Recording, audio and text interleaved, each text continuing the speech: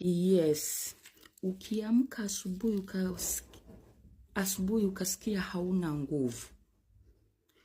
Umelala vizuri ukaamka asubuhi ukasikia hauna nguvu. Ujue kuna mtu mwenye alikuwa anakuchezea. Picha za watu wengi ziko kwa waganga.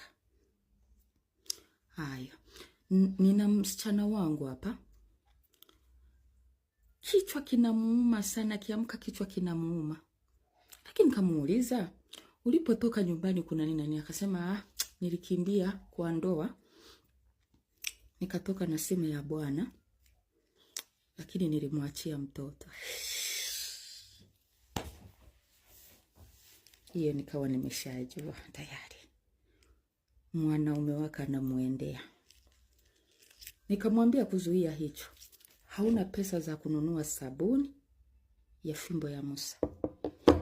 Fimbo ya Musa hiyo inavifukuza haraka. Lakini sasa kama unavyojua wafanyakazi wa ndani, wa nyumbani, wadada wa kazi, wanatumia kitunguu saumu.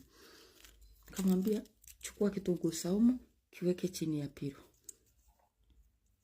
Utakuwa umekimaliza. Leo ameamka akiwa shwari. Hana shida yoyote. Yule vimrudi.